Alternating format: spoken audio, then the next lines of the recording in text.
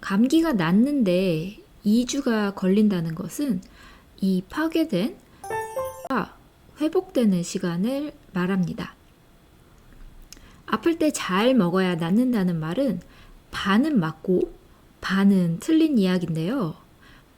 유초등 어린이가 타미플루를 먹는 시기에 평상시보다 짜증이 심하고 금쪽이 행동이 과해진다면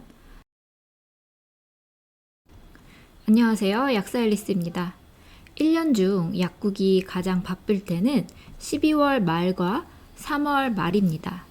이 두 시기는 공통점이 있는데요. 각각 A형 독감과 B형 독감의 유행이 최고조인 시기입니다. 3월 첫째 주까지 한가하던 약국이 때를 약속한 듯이 3월 둘째 주가 되면 환자가 증가합니다. 이번 3월에도 새학기가 시작되고 B형 독감의 유행이 예상되는데요.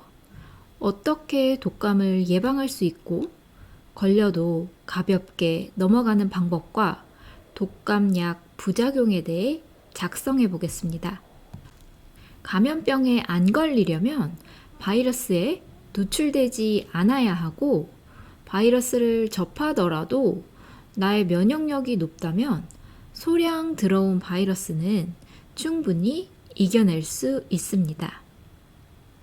이때 바이러스의 유입량이 중요합니다. 내 앞에서 환자가 연신 재채기를 한다면 면역력이 만렙이어도 감염을 피할 수는 없을 것입니다. 바이러스가 주로 들어오는 경로는 코와 입입니다. 다량의 바이러스가 들어오면 바이러스에 감염되는 세포가 생기는데요. 감염된 세포는 본진의 지원군, 면역세포를 요청하는데 이때 인터페론 알파라는 사이토카인을 이용해서 삐삐를 칩니다. 인터페론 알파의 분비량이 시기적절했다면 NK셀이라는 지원군이 도착해서 바이러스에 감염된 세포를 파괴합니다. NK셀은 무차별적이에요. 바이러스에 감염된 나의 세포 자체를 파괴합니다. 감기가 낫는데 2주가 걸린다는 것은 이 파괴된 세포가 회복되는 시간을 말합니다. 위 과정을 선천 면역이라고 하는데요. 여기서 중요한 것은 인터페론 알파입니다. 감염된 코 점막에서 분비되는 인터페론 알파는 점막이 건강하다면 분비가 원활해서 초기 바이러스 감염 대응에 적절하게 작동합니다. 비타민 C는 콜라겐 합성의 필수 요소로 점막 건강에 영향을 주는데요. 평상시에 비타민 C를 충분히 먹어서 점막이 건강하다면 감기 예방에 도움이 되겠지요. 감기에 걸려도 빨리 낫는 방법은 모두 알고 있습니다. 그 방법을 하냐, 안 하냐의 차이가 있을 뿐이죠. 푹 쉬고 잘 먹어야 낫는다. 아프면 엄마가 무한으로 반복하는 말씀이죠. 이 말은 반은 맞고 반은 틀린데요. 아프면 푹 쉬어야 금방 낫습니다. 몸에서 만들어내는 에너지가 일정한데 감염된 상태에서는 면역력에 에너지를 몰아주기 하는 것이 합리적인 선택이겠죠. 운동은 당연히 쉬어야 하고 직장은 나가야 하지만 공부나 학원 양은 좀 줄이고 할 수 있는 한 활동을 최소한 하는 것이 아픈 기간을 단축시키는 방법입니다. 아프면 잘 먹어야 할까요? 열이 나면 입맛부터 떨어집니다. 애가 아픈데 밥을 안 먹으면 엄마는 한 숟가락이라도 먹이려고 먹어야 낫는다고 하죠. 그런데 이렇게 열이 날 때는 안 먹는 것이 옳은 선택인데요. 왜냐하면 소화작용은 에너지가 많이 소모되는 작업이기 때문입니다. 아프고 열나면 입맛이 떨어지는 이유는 소화작용에 사용되는 에너지를 면역작용에 몰아주려는 진화론적 선택이 아닌가 하는 추측을 해봅니다. 아플 때는 푹 쉬고 배가 고플 때 소화가 잘 되는 음식으로 드세요.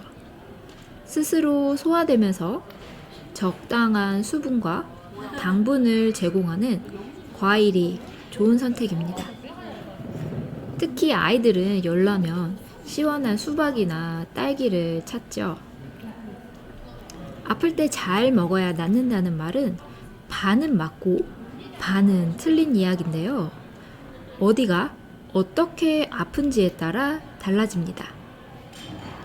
병 후 회복기나 일주일 이상 감염병이 지속될 때는 근육 복구, 항체 생성 등의 이유로 아미노산이 많이 필요해지니 잘 먹어야 합니다. 그런데 당장 열나고 지쳐있을 때는 금식이 더 도움될 수도 있습니다. 독감 걸리면 약국에서 약을 한 봉다리 주죠. 독감 처방약은 체내에서 독감이 퍼지는 것을 막아주는 항바이러스제와 대증치료제로 구성됩니다. 대증치료제는 말 그대로 증상에 대처하는 약들이에요. 기침약, 콧물 코막힘 제거제, 해열제 등을 말합니다. 이 약들은 특별한 부작용은 적어요. 반면에 항바이러스제 타미플루는 어린이들에게 신경학적 부작용이 보고되고 있습니다. 일본에서는 극단적인 선택을 한 경우가 있었기 때문에 이 약을 복용하는 동안 처음 48시간 정도는 부모님의 보호 관찰이 필요합니다. 라고 약국에서 복약 지도를 합니다.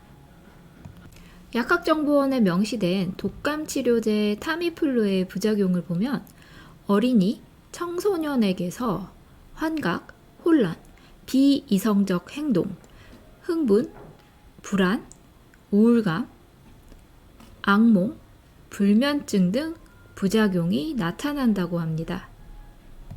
이 말을 우리 아이들에게 적용하면 어떻게 해석할 수 있을까요? 짜증이 무척 심해진다는 이야기입니다. 유초등 어린이가 타미플루를 먹는 시기에 평상시보다 짜증이 심하고 금쪽이 행동이 과해진다면 맞서 대응하지 마시고 제가 아프고 약 때문에 그런가 보다 너그럽게 넘어가 주세요. 타미플루 끝나고 며칠 지나면 원래대로 돌아옵니다. 3월의 독감 대첩 무사히 지나가시길 바라며 시청해주셔서 감사합니다. 항상 건강하세요.